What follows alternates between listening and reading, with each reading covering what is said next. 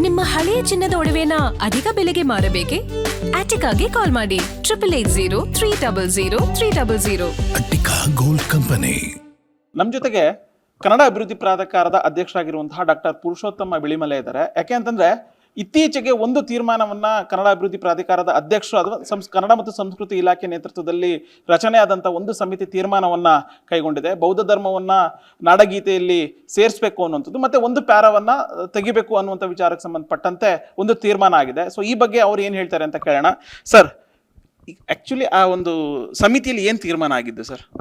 ಈಗ ಬೌದ್ಧರ ಉದ್ಯಾನ ಎಂಬ ಪದವನ್ನು ನಾಡಗೀತೆಗೆ ಸೇರಿಸಬೇಕೋ ಸೇರಿಸಬೇಡುವೋ ಎಂಬುದನ್ನು ನಿರ್ಣಯ ಮಾಡಿ ಸರ್ಕಾರಕ್ಕೆ ವರದಿ ಕೊಡಲಿಕ್ಕೆ ಮಾಡಿದ ಸಮಿತಿ ಅದು. ಆ ಸಮಿತಿಯಲ್ಲಿ ನಾವು ಬೌದ್ಧರ ಪದವನ್ನು ಸೇರಿಸಬಹುದು ಅಂತ ಸರ್ವಾನುಮತದಿಂದ ನಮ್ಮ ನಿಲುವನ್ನು ಸರ್ಕಾರಕ್ಕೆ ಬರೆದು ಹೇಳಿದ್ದೇವೆ. ಅದಕ್ಕೆ ಎರಡು ಕಾರಣ. ಒಂದು, ಬೌದ್ಧರ ಉದ್ಯಾನ ಎಂಬ ಪದವನ್ನು ಕುವೆಂಪು ಅವರು 24ರ ಮೊದಲ ಡ್ರಾಫ್ಟಲ್ಲಿ ಮಾಡಿದರು, 30ರಲ್ಲಿ ಅದನ್ನು ತೆಗೆದಿದ್ರು. ಆಮೇಲೆ ಮಾಧ್ವ ಪದ ಅದಕ್ಕೆ ಸೇರಿತು. ಹೀಗೆ ಅದು ಒಂದು ಸರಿ ಒಬ್ಬ ಕವಿಯ ಕಾವ್ಯ ಅದು ರಾಜ್ಯ ಸರ್ಕಾರದ ನಾಡಗೀತೆಯಾಗಿ ಬಂದಾಗ ರಾಜ್ಯ ಸರ್ಕಾರಕ್ಕೂ ಕೂಡ ಅದರ ಮೇಲೆ ಒಂದು ಅಧಿಕಾರ ಬರ್ತದೆ. ಅದನ್ನು ಎಷ್ಟು ಉದ್ದವು ಹಾಡಬೇಕು, ಎಲ್ಲೆಲ್ಲಿ ಹಾಡಬೇಕು, ಎಲ್ಲಿ ಹಾಡಬಾರ್ದು, ಅದಕ್ಕೆ ಕೊಡುವ ಗೌರವ ಹೇಗೆ, ಅದಕ್ಕೆ ಒಂದು ನಿಯಮಗಳನ್ನು ಮಾಡ್ತಾರೆ. ಅದಕ್ಕೆ ಅನುಗುಣವಾಗಿ ಸರ್ಕಾರ ಕೆಲವು ಬದಲಾವಣೆಗಳನ್ನು ಮಾಡಿದೆ. ಸೊ ನಮ್ಮ ಕಮಿಟಿಲಿ ಎಲ್ಲ ಸೀನಿಯರ್ಸ್, ಆ್ಯಕ್ಚುಲಿ ಎಲ್ಲರೂ, ಇಬ್ಬರು ನನ್ನ ಗುರುಗಳೇ ಇದ್ದರು, ಕಾಳೆಗೌಡ ನಾಗವಾರ, ಆಮೇಲೆ ಹಂಪನ ನಮ್ಮ ಗುರುಗಳು ಸಿದ್ದರಾಮಯ್ಯ ಅವರೆಲ್ಲ. ನಾವು ಏಕಮತದಿಂದ ಅದನ್ನು ನಾವು ಕೊಟ್ಟಿದ್ದೇವೆ. ಹೀಗೆ ಕೊಡುವಾಗ ಇನ್ನೊಂದು ಚರ್ಚೆಗೆ ಬಂದದ್ದು ಏನು ಅಂದರೆ, ನಾವು ಈ ಬೌದ್ಧರ ಉದ್ಯಾನ ಎಂಬ ಪದವನ್ನು ಸೇರಿಸುವುದರಿಂದ ಹಾಡು ಉದ್ದ ಆಗ್ತದಾ? ಈಗಾಗಲೇ ಉದ್ದ ಇದೆ. ಈಗ 3.25 ನಿಮಿಷ ಬರ್ತದೆ ಅದು. ಆ್ಯಕ್ಚುಲಿ ನಾಡಗೀತೆಗಳು 1.5 ನಿಮಿಷಕ್ಕಿಂತ ಹೆಚ್ಚು ಹೋಗಬಾರ್ದು ಅಂತ ಒಂದು ಅಂತಾರಾಷ್ಟ್ರೀಯ ನಿಯಮ ಇದೆ. ಈ ಜನಗಣಮನ 1 ನಿಮಿಷದಲ್ಲಿ ಮುಗೀತದೆ ನೋಡಿ, ಎಲ್ಲರೂ ಚಂದ ಹಾಡ್ತಾರೆ ಅದನ್ನು. ಇದು 3.25 ನಿಮಿಷ, 3.25 ನಿಮಿಷ ಹಾಡುವವರು ಸ್ವಲ್ಪ ನಿಧಾನ ಮಾಡಿದರೆ 4 ನಿಮಿಷಕ್ಕೆ ಹೋಗ್ತದೆ. ಈಗ ನಾವು 2 ಪದ ಸೇರಿದು ಅನ್ನೋದು ಇನ್ನೂ ಉದ್ದ ಹೋಗ್ತದಲ್ಲ ಎಂಬ ಇಶ್ಯೂ ಬಂದದ್ದರಿಂದ ಆವಾಗ ಯಾರೋ ಹೇಳಿದ್ರು, ಕಣವಿ ಅವರ ನೇತೃತ್ವದಲ್ಲಿ ಸಮಿತಿ ಆದರೆ ಅದನ್ನು ನೋಡೋಣ ಅಂತಂದು. ನಾವು ಅದನ್ನು ನೋಡಿದ್ದೀವಿ. ನೋಡುವಾಗ ಅವರು ಅದನ್ನು ಎಡಿಟ್ ಮಾಡಿ 1.5 ನಿಮಿಷಕ್ಕಾಗುವಷ್ಟು ಎಡಿಟ್ ಮಾಡಿದ್ದಾರೆ. ಅದನ್ನು ಸರ್ಕಾರ ಅಂಗೀಕರಿಸಿಲ್ಲ. ನಾವು ಇದು ಉದ್ದ ಆಗ್ತದೆ ಎಂಬುದಕ್ಕೆ ಕಣವಿಯವರ ಶಿಫಾರಸೇನಿದು ಉದ್ದ ಆಗಬಾರದು ಅಂತ ಅದನ್ನೊಂದು ರೆಫರೆನ್ಸ್ ಆಗಿ ತೆಕ್ಕೊಂಡು ಅವರು ನಮಗೆ ಇದನ್ನು ಉದ್ದ ಮಾಡಬಾರದು ಎಂಬುದನ್ನು ರೆಕಮೆಂಡ್ ಮಾಡಿದ್ದಾರೆ ಎಂಬುದನ್ನು ನಾವು ಮಿನಿಟ್ಸಲ್ಲಿ ಸೇರಿಸಿದ್ದೀವಿ. ಆದರೆ ಸರ್ಕಾರಕ್ಕೆ ಬರೆಯುವಾಗ, ಅದರ ಮಿನಿಟ್ಸನ್ನು ಸರ್ಕಾರಕ್ಕೆ ಕಳಿಸುವಾಗ ಇದರಲ್ಲಿ ಬೌದ್ಧರ ಉದ್ಯಾನ ಎಂಬ ಪದವನ್ನು ಸೇರಿಸುವುದನ್ನು ಮಾತ್ರ ತಾವು ಅಂಗೀಕರಿಸಬೇಕು. ಉಳಿದಿದ್ದು ಏನಿದ್ರು ನಾವು ಚರ್ಚೆಯಲ್ಲಿ ಒಂದು ಪರಾಮರ್ಶನೆಯಾಗಿ ರೆಫರೆನ್ಸ್ ಆಗಿ ಬಂದದ್ದು ಅಂತ ಹೇಳಿದ್ದು. ಹಾಗಾಗಿ ನಿನ್ನೆ ಯಾರೋ ಕೇಳಿದರು ನನಗೆ ಇದನ್ನು, ನೀವು ಅದನ್ನು ರೆಕಮೆಂಡ್ ಮಾಡಲಿಕ್ಕೆ ನಮಗೆ ಅಧಿಕಾರವೇ ಇಲ್ಲ. ಆ ಕಮಿಟಿ ಭಾಳ ಸ್ಪಷ್ಟವಾಗಿ ಹೇಳಿದ್ದು ಏನಂದರೆ, ಬೌದ್ಧ ಪದ ಸೇರ್ಬೋದಾ ಸೇರಬಾರ್ದಾ. ಆ ಒಂದು ನಿಲುವಿಗೆ ಒಂದಷ್ಟು ಕನ್ನಡ ಪರ ಹೋರಾಟಗಾರರು ಮತ್ತೆ ಸಾಹಿತಿಗಳು ಕೂಡ ವಿರೋಧವನ್ನು ವ್ಯಕ್ತಪಡಿಸಿದ್ದಾರೆ ಸರ್. ಅಂದ್ರೆ ಈ ಹಿಂದೆನೂ ಕೂಡ ಪೂರ್ಣಚಂದ್ರ ತೇಜಸ್ವಿ ಅವರು ಸರ್ಕಾರಕ್ಕೊಂದು ಪತ್ರವನ್ನು ಬರೆದಿದ್ರು, ಆ ಪದವನ್ನು ಸೇರಿಸಬಾರ್ದು ಅನ್ನುವಂಥ ವಿಚಾರಕ್ಕೆ ಸಂಬಂಧಪಟ್ಟಂತೆ. ಸೊ ಇದ್ರ ನಡುವೆನೇ ತೀರ್ಮಾನ ಮಾಡಿದ್ದು ಸರಿಯಲ್ಲ, ನಾವು ಕಾನೂನಾತ್ಮಕ ಹೋರಾಟಕ್ಕೆ ಮುಂದಾಗ್ತೀವಿ ಅನ್ನುವಂಥ ಒಂದು ಮಾತನ್ನ ಹೇಳಿದ್ದಾರೆ. ನೋಡಿ, ನನ್ನನ್ನು ಸಂಸ್ಕೃತಿ ಇಲಾಖೆ ಆ ಕಮಿಟಿ ಅಧ್ಯಕ್ಷ ಆಗಿ ಅಂತ ಹೇಳಿದರು. ನಾನು ಪ್ರಾಧಿಕಾರದ ಅಧ್ಯಕ್ಷ ಆದರೆ ನಾನು ಆಗಿದ್ದೇನೆ.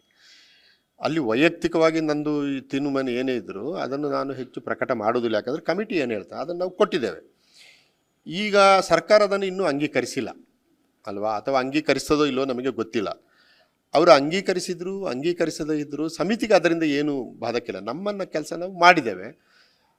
ಈಗ ಆ ಕಮಿಟಿ ಮಾಡಿ ಒಂದು ಕೊಡಿ ಅಂತ ಸರ್ಕಾರ ಕೇಳಿದ್ದರಿಂದ ನಾವು ಕೊಡಲ್ಲ ಅಂತ ಹೇಳೋಕ್ಕಾಗಲ್ಲ. ನಾವು ಅದನ್ನು ನಾವು ಮಾಡಿದ್ದೇವೆ, ನಮ್ಮ ಕರ್ತವ್ಯವನ್ನು ನಾವು ಮಾಡಿದ್ದೇವೆ. ಇದರ ಬೇಸಿಸಿಂದ, ಇದರ ಮೇಲಿಂದ ಕೋರ್ಟಿಗೆ ಹೋಗೋದು, ಬೈಯುವುದು, ಚರ್ಚೆಗಳಾಗೋದು ಅದು ಸಹಜವಾಗಿ ಆಗ್ತದೆ. ಆದರೆ ಅದರಿಂದ ನನ್ನಂಥವನು ವಿಚಲಿತನಾಗಲ್ಲ. ನನಗೊಂದು ಕರ್ತವ್ಯ ಕೊಟ್ಟಿದ್ದಾರೆ, ನಾನು ಪೂರೈಸಿದ್ದೇನೆ ಅಷ್ಟೇ. ಇದ್ರ ಜೊತೆಗೆ ಇನ್ನೊಂದು ಶಿಫಾರಸು ಕೂಡ ಮಾಡಿದೆ, ಒಂದು ಪ್ಯಾರವನ್ನು ತೆಗಿಬೇಕು ಅನ್ನುವಂಥದ್ದು. ಹೇಳಿದಲ್ಲ, ಅದು ಚರ್ಚೆ ಆಗಿದೆ.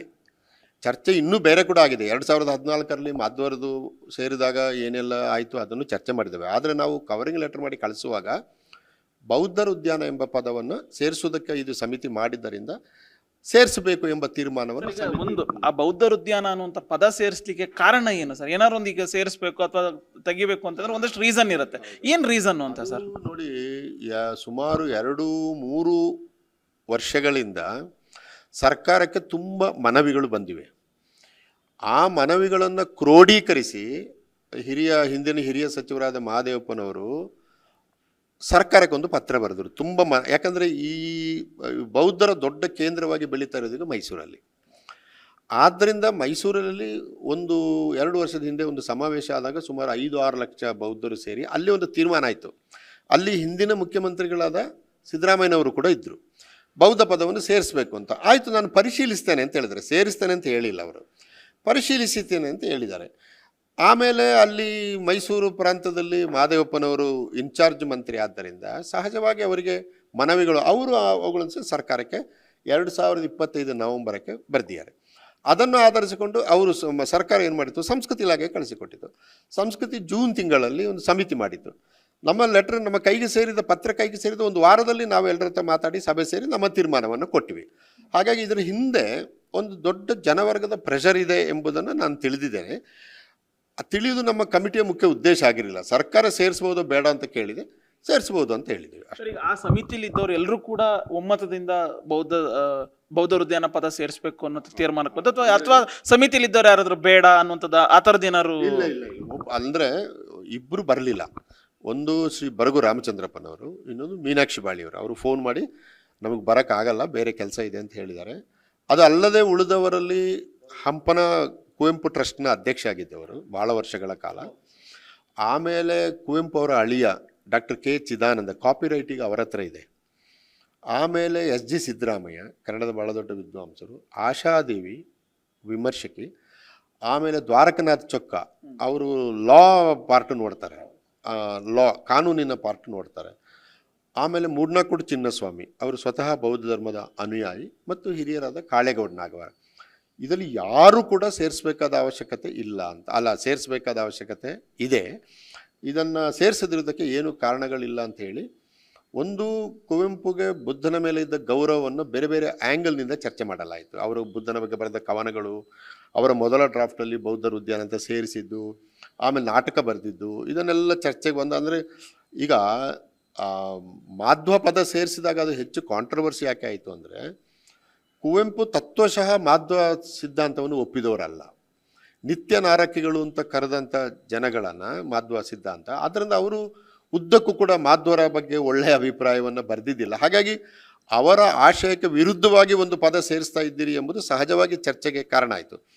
ಬುದ್ಧರ ವಿಷಯಕ್ಕೆ ಬಂದಾಗ ಒಂದು ಪ್ರಶ್ನೆ ಇದೆ, ಒಬ್ಬ ಕವಿ ಬರೆದಿದ್ದಕ್ಕೆ ನೀವು ಹಾಗೆ ಸೇರಿಸ್ಬೋದಾ ತೆಗಿಬೋದಾ ಎಂಬ ಒಂದು ನೈತಿಕ ಪ್ರಶ್ನೆ ಇದ್ದೇ ಇದೆ. ಈಗ ಅದೇ ಪ್ರಶ್ನೆಯನ್ನ ಎಲ್ಲರೂ ಕೂಡ ಮಾಡ್ತಿದ್ದಾರೆ ಸರ್. ಯಾಕೆಂತಂದ್ರೆ ಈಗ ಇವತ್ತಿನ ನೆನ್ನೆದಲ್ಲ, ತುಂಬಾ ವರ್ಷದಿಂದ ನಡ್ಕೊಂಡು ಬರ್ತಾ ಇರುವಂಥದ್ದು. ಈಗ ಸಡನ್ ಆಗಿ ಒಂದು ಪದ ಸೇರಿಸಬೇಕು ಅನ್ನುವಂಥದ್ದು ಎಷ್ಟು ಸರಿ, ಅವ್ರಿಗೆ ಮಾಡುವಂಥ ಅವಮಾನ ಅನ್ನುವಂಥ ಅರ್ಥದಲ್ಲೂ ಕೂಡ ಮಾತಾಡ್ತಾರೆ. ಬಟ್ ಈಗ ಈಗ ಇದನ್ನು ನಾವು ಕೊಟ್ಟ ರೆಕಮೆಂಡೇಶನ್ ಸರ್ಕಾರ ಒಪ್ಪಿಕೊಳ್ತದೋ ಇಲ್ವೋ ಗೊತ್ತಿಲ್ಲ ನಮಗೆ.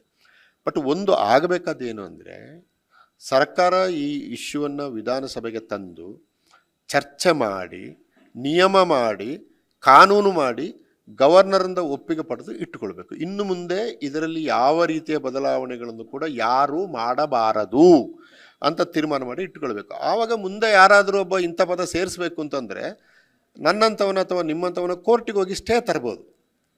ನೋಡಿ, ಸರ್ಕಾರದ ಆರ್ಡರ್ ಇದೆ, ಇದಕ್ಕೆ ವಿರುದ್ಧವಾದ್ದು, ಆ ಥರದ್ದು ಇದು ಆಗಲ್ಲ ಅಂತ. ಅಥವಾ ಅವರು ಕೋರ್ಟಿಗೆ ಹೋದರೂ ಕೂಡ ನಾವು ಇಂಥ ಒಂದು ತೀರ್ಮಾನವನ್ನು ಎಕ್ಸಿಕ್ಯೂಟಿವ್ ಸರ್ಕಾರ ಮಾಡಿದೆ ಅಂದರೆ ಕೋರ್ಟ್ ಕೂಡ ಒಪ್ಪಿಕೊಳ್ತದೆ.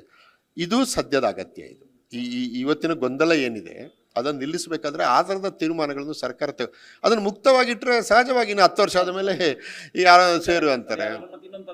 ಸೇರಿಸ್ಬೇಕಂತಾರೆ. ಇದು ಆವಾಗ ಏನಾಗ್ತದೆ ಅಂದರೆ ನಾಡಗೀತೆ ದುರ್ಬಲವಾಗ್ತದೆ. ಅದನ್ನು ಹಾಗೆ ಮಾಡಬಾರ್ದು ಅಂತ ಹೇಳೋದು ಭಾಳ ಸ್ಪಷ್ಟ ಇದೆ.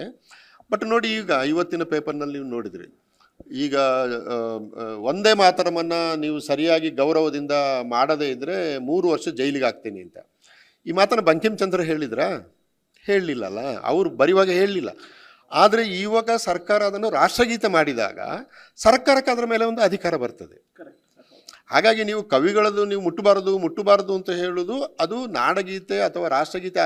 ಜನಗಣಮನವನ್ನು ಕಟ್ ಮಾಡಿದ್ದಾರೆ ಆ ಕಾಲದಲ್ಲಿ. ಇದು ಈಗ ಆಗ್ತದೆ. ನಾವು ನಿನ್ನೆ ಮೊನ್ನೆವರೆಗೆ ಅದನ್ನು ರಾಷ್ಟ್ರಗೀತೆ ಅಂತ ಹಾಡ್ತಾನೆ ಇರಲಿಲ್ಲ, ಒಂದೇ ಮಾತರಮನ್ನು. ಈಗ ಅದು ರಾಷ್ಟ್ರಗೀತೆ ಆಯಿತು. ಮತ್ತು ಇವತ್ತು ಎಂಥ ಆದೇಶ ಬಂದಿದೆ ಅಂದರೆ ಅದನ್ನು ನೀವು ಜನಗಣಮನಕ್ಕಿಂತ ಮೊದಲೇ ಹಾಡಬೇಕು ಅಂತಾಗಿದೆ. ಇದನ್ನು ಕವಿ ಹೇಳಲಿಲ್ಲ, ಬಂಕಿಂಚಂದ್ರ ಬರೆದದನ್ನು ಹೇಳಲಿಲ್ಲ. ಪಾಪ ಅವರಿಗೂ ಇದು ಗೊತ್ತೇ ಇಲ್ಲ. ಆದರೆ ಸರ್ಕಾರ ಅದನ್ನು ರಾಷ್ಟ್ರಗೀತೆ ಅಂತ ಮಾಡಿದ ಮೇಲೆ ಸರ್ಕಾರಕ್ಕೂ ಕೂಡ ಅದರ ಮೇಲೆ ಒಂದು ಹಿಡಿತ ಬರ್ತದೆ. ಎಕ್ಸಿಕ್ಯೂಟಿವ್ಗೆ ಒಂದು ಹಿಡಿತ ಬರ್ತದೆ. ಆವಾಗ ನಾವು ಪಾಲಿಸಲೇಬೇಕಾಗ್ತದೆ. ಕವಿಗಳು ಹೇಳಲಿಲ್ಲ, ಎಲ್ಲಿ ಕವಿ ಹೇಳಿದ್ದಾರೆ, ನೀವು ಯಾಕೆ ನಮ್ಮನ್ನು 3 ವರ್ಷ ಜೈಲಿಗೆ ಹಾಕ್ತೀರಿ ಅಂತಂದರೆ ಸರ್ಕಾರ ಕೇಳಲ್ಲ, ನೀವು ಜೈಲಿಗೆ ಹೋಗಿ ಕೂತ್ಕೊಳ್ಳೇಬೇಕು, ಯಾಕಂದರೆ ಸರ್ಕಾರ ಅಂತ ಒಂದು ತೀರ್ಮಾನ ಮಾಡಿರ್ತದೆ. Thank you sir. ಸೊ ಇದಿಷ್ಟು ಕನ್ನಡ ಅಭಿವೃದ್ಧಿ ಪ್ರಾಧಿಕಾರದ ಅಧ್ಯಕ್ಷ ಆಗಿರುವಂತಹ ಡಾಕ್ಟರ್ ಪುರುಷೋತ್ತಮ್ ಬಿಳಿಮಲೆ ಹೇಳ್ತಾ ಇರುವಂತಹ ಮಾತು. ನಾವು ನಮ್ಮ ಸಮಿತಿ ತೀರ್ಮಾನ ಮಾಡಿದ್ದೀವಿ, ಆದರೆ ಇದನ್ನ ಒಪ್ಪಬೇಕು ಬಿಡೋದು ಅನ್ನುವಂಥ ವಿಚಾರ ಸರ್ಕಾರಕ್ಕೆ ಬಿಟ್ಟಿದ್ದು. ಸೊ ಸರ್ಕಾರ ಯಾವ ರೀತಿಯಾದಂತಹ ಒಂದು ತೀರ್ಮಾನವನ್ನ ಕೈಗೊಳ್ಳುತ್ತೆ ಅನ್ನುವಂತಹ ಒಂದು ಮಾತನ್ನ ಹೇಳ್ತಿದ್ದಾರೆ. ಕ್ಯಾಮ್ರಾ ಪರ್ಸನ್ ಅಜಯ್ ಜೊತೆ ಉಲ್ಲಾಸ ಸ್ಕಿರ್ವಾಸೆ, ಗ್ಯಾರಂಟಿ ನ್ಯೂಸ್, ಬೆಂಗಳೂರು.